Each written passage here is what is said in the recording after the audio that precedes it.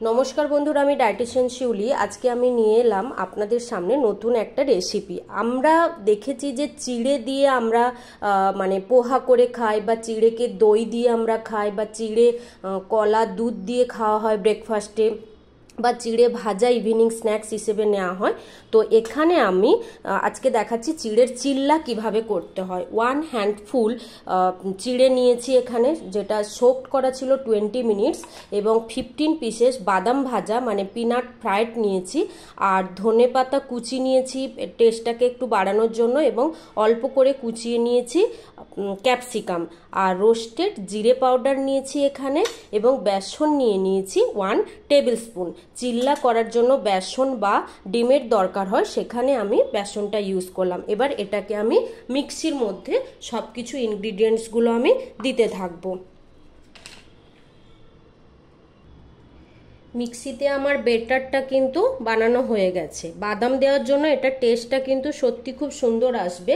এবার এর মধ্যে আমি কিন্তু মিক্সড করে দেব যেটা জিরে পাউডার যেটা রাখা ছিল রোস্টেড, এবং তার সঙ্গে ক্যাপসিকাম আর ধনে পাতা কুচি, এবং টেস্ট মতো সল্ট।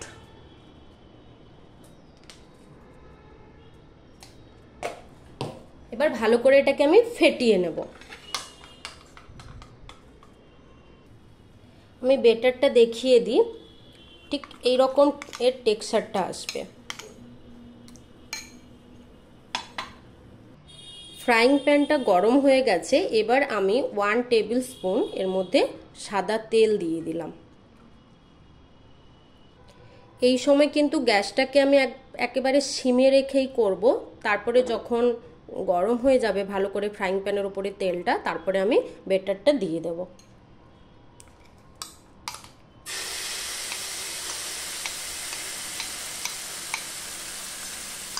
এবার আমি বেটারটাকে আস্তে আস্তে করে গোটা ফ্রাইং প্যানের মধ্যে ভালো করে দিয়ে দেব। মোটামুটি যতটা স্প্রেড করানোর আমি করে দিয়েছি। এবার এটাকে আমি ঢাকা দিয়ে দেবো। যেহেতু ক্যাপসিকাম রয়েছে তাই এটাকে একটু ঢাকা দিয়ে দিলে ভালো হবে। 1 মিনিট পরে ফিরে এলাম, ঢাকাটা নামিয়ে নিয়েছি। এবার আমি একটু দেখি এটা হলো কিনা।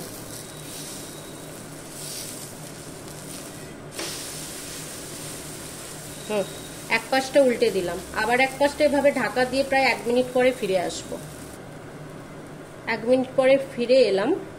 একটু কিন্তু ভেতরটা কাঁচা কাঁচা রয়েছে, তাই এটাকে আর একটু বেশি সময় ধরে কিন্তু ভাজতে হবে। যেহেতু চিড়ে রয়েছে তাই কিন্তু এটা একটু টাইম নেবে। এটা ব্রেকফাস্টের সঙ্গে হোক, বা স্কুল টিফিন হোক, বা ইভিনিং স্ন্যাক্সে এটা খুব ভালোভাবে কিন্তু মানে আমাদের পেটটা ভরিয়ে তোলে। আপনারা এটা বাড়িতে ট্রাই করবেন, আর কেমন লাগলো রেসিপিটা সেটা অতি অবশ্যই আপনারা কিন্তু কমেন্ট করে জানাবেন। চিল্লা রেডি। এবার প্লেটে সার্ভ করে দেবো।